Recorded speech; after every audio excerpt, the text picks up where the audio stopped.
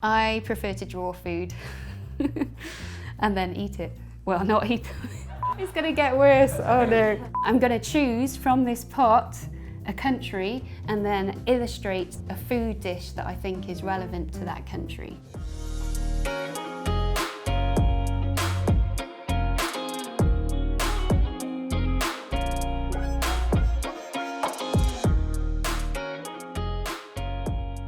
Should I close my eyes? We have Korea. I'm not sure what they have in Korea. I found this dish called Korean bibimbap. So it looks really tasty and there's lots of colours. So I think that would be really nice to draw. So I think I'm going to start with my watercolours and just lay down some colours just to give me some groundwork of what I'm doing. I'm now going to start putting a bit more detail in. So these crayons just add texture to the drawing and they just start to refine it. They give a bit more interest to the illustration. I think every layer I put on, it just starts to define it a lot more. You just get more contrast, you get more shapes coming through. I'm going to add some chopsticks just to give it some life, and obviously that's what you would eat it with. I used to live in Hong Kong, lived in Hong Kong for 2 years and got used to eating with chopsticks.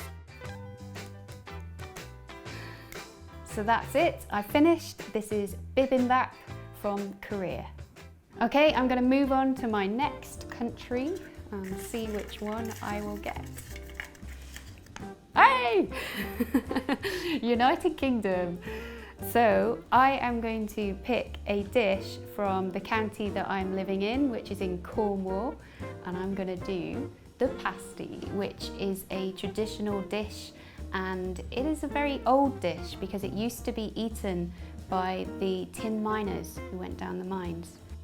What I thought would be nice though is maybe to draw some of the ingredients that are inside the Cornish pasty as well, so you know what's inside there.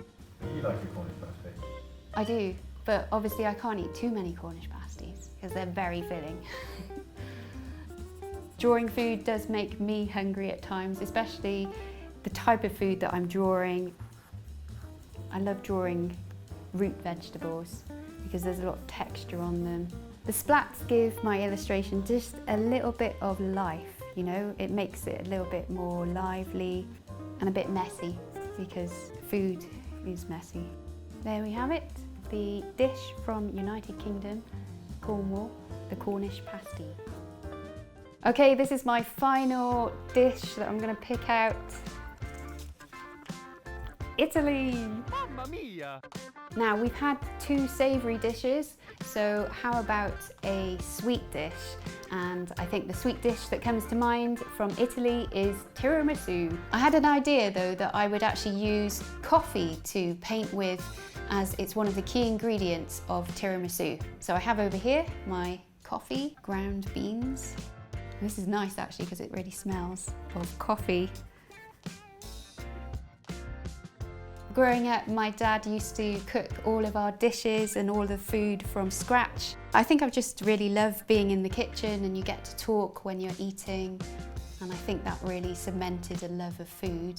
And I love drawing it. So let's see if we can splat coffee. There we go. And that's the end of the challenge. I think the Korean dish actually looks the most tasty. It's got a lot more vibrancy, I think, than the others.